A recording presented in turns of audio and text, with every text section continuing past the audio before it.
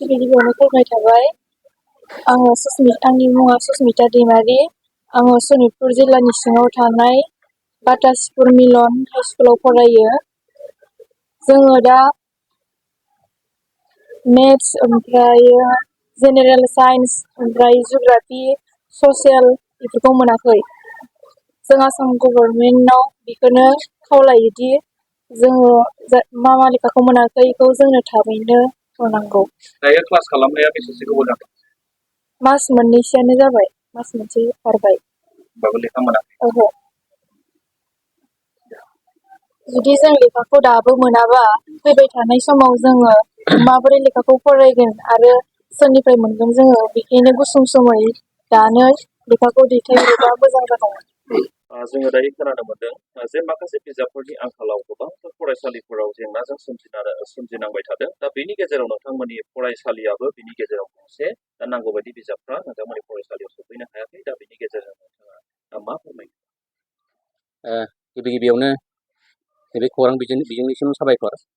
आं नैबे बाटासिपुर मिलन गोजौ फरायसालिनि बर' सेक्सननि सामलायगिरि। जों बेवहाय माखासे बिजाबफोर जों मोननो हानाय जायाखै। जेरै 10 थाखोनि सानखान्थि, जिअ'ग्राफि इलेक्टिभ, बेनिफ्राय ससियेलनि माबा मोनसे साबजेक्ट दङ पार्ट 3 नामा, बेखौ मोननो हायाखै।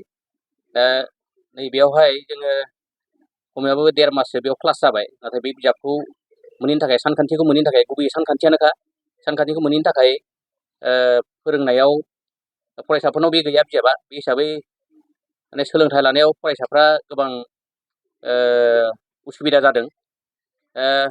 आरो क्लास 9निबो जोंहा माखासे साबजेक्ट सानखान्थि, बेनिफ्राय जिअ'ग्राफि बेखौ मोनाखै। दा थांनाय बोसोरावबो जों जिअ'ग्राफिखौ मोननो हायाखै। थांनाय बोसोरनि माबायाव आरो इलेक्टिभ जिअ'ग्राफि, जायनि थाखाय फरायसुलिफ्रा आनजाद होनायाव माने बिजाब मोनैनि थाखाय माखासे बेयावनो फेल जानो गोनां जादों आरो बिजाब मोनैनि थाखाय। आं बेखौ खावलायगोन दिनैनि बे खौरां बिजोंनि गेजेरजों फरायसुलिफोरनि इयुनखौ नोजोर होनानै एबा फरायसुलिनि लाइफखौ नोजोर होनानै जाहाथे सरकारा बिजाबफोरखौ खम समनि गेजेरावनो दैथायहरनानै जोंनि बे फोरोंनायाव माने मदद होयो। जों बेखौ दा सरकारनिसिम आंनि बे बाटासिपुर गोजौ फरायसालि मिलननि जानानै खावलायबाय। दिनै जे नोंथांमोना बेयाव मोनसे खौरां बेबायदि बिजोंनि गेजेरजों फोसावनो सानदों, दा बे गेजेराव नोंथांमोना मा बिथिंखौ लानानै फोसावनो सिगाङाव? जोङो दा दंफैयो सनितपुर जिल्लानि सिङाव थानाय दिकियाजुलि ब्लकनि आन्दाराव थानाय, जोंनि नर्थ दिकियाजुलि आन्दारनि सिङाव थानाय बाटासिपुर मिलन गोजौ फरायसालियाव। जोंनि दख'रानि सिङाव भेन्सार फरायसालि होनोब्ला गंथाम फरायसालि दङ।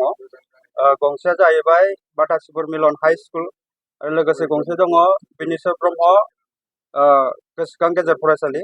बिनि उनाव मोनसे फरायसालि दंबावो जोंहा टिउटर भेन्सार फरायसालि।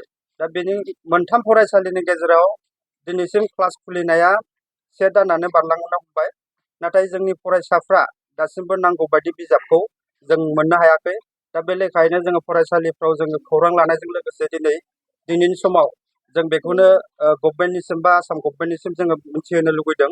जोंनि फरायसालिफ्राव दासिमबो 9 आरो 10 थाखोआव फरायफुबाय थानाय फरायसाफ्रा दासिमबो मेथ्स आरो जेनेरेल साइन्स बे साबजेक्टफोरखौ दासिमबो मोनफुंजोबनो हायाखै। आरो लोगोसे गेजेर फरायसालियाव दासिमबो मेथ्स आरो जेनेरेल साइन्स बेफोर बिजाबफोरखौ मोननो हायाखै। बेनिखायनो जोङो दख'रा आफादनि जानानै जोङो आसाम गभर्नमेन्टसिम जोङो गुरै खावलायनो लुबैदों जे नांगौ बायदि बिजाबफोरखौ गोख्रैनो जोंनि फरायसुलिफोरनो सम बायदियै जोंनो हरनांगौ।